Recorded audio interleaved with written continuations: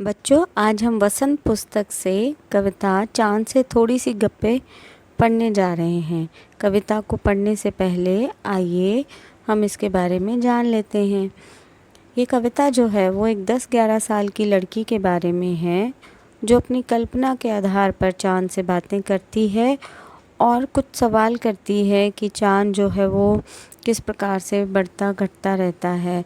जब पूर्णमासी आती है तो ये पूरे आकार में गोल हो जाता है और जब अमावस्या आती है तो ये गायब हो जाता है। फिर दोबारा पूर्णमासी आती है तो वापस अपने गोल आकार में आ जाता है। तो सवाल भी वो अपने आप से कर रही है और जवाब भी वो खुद ही दे रही है। तो आइए कविता शुरू करते हैं। इसके कवि जो हैं वो शमशेर सिंह बहादुर हैं। गोल है खूब मगर आप तिरछे नज़र आते हैं ज़रा, आप पहने हुए हैं कुल आकाश तारों जड़ा, सिर्फ मुंह खोले हुए हैं अपना गोरा चिट्टा गोल मटोल। लड़की कहती है कि आप दिखने में तो गोल हैं, लेकिन मुझे ज़रा तिरछे नज़र आते हैं।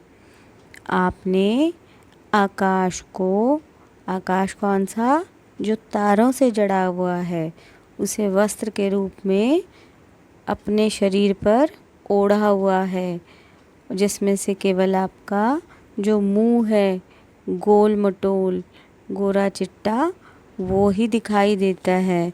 बाकी आपने सारा शरीर अपना उस आकाश रूपी वस्त्र से ढका हुआ है।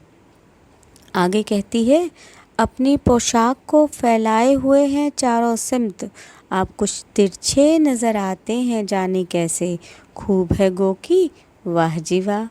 लड़की कहती है कि आपने जो अपनी पोशाक है, पोशाक कौन सी, आकाश रूपी जो पोशाक है, उसे आपने चारों तरफ फैलाया हुआ है और लेकिन इसके बावजूद आप फिर तिरछे नज़र आते हैं। ये भी खूब बात है। फिर आगे कहती है कि हमको बुद्धू ही निरा समझा है, हम समझते ही नहीं जैसे कि आपको बीमारी है। आप घटते हैं तो घटते ही चले जाते हैं और बढ़ते हैं तो बस यानी कि बढ़ते ही चले जाते हैं। दम नहीं लेते हैं जब तक बिल्कुल ही गोल न हो जाएं, बिल्कुल गोल। ये मर्ज़ आपका अच्छा ही नहीं होने में आता है। लड़की कहती है चंद्रमा को कि क्या आपने हमें बुद्धू समझ रखा है, कि हम बिल्कुल बुद्धू हैं, कि हमें ये समझ में नहीं आता कि आपको एक बीमारी है।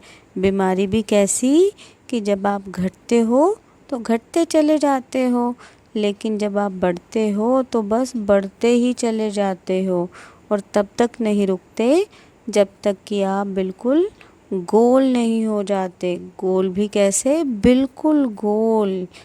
यह है मर्ज़ मतलब बीमारी, कि यह बीमारी आपको है जो आपको अच्छा नहीं होने देती। उस बीमारी के कारण ही कभी आप घटते रहते हो और कभी आप बढ़ते ही रहते हो।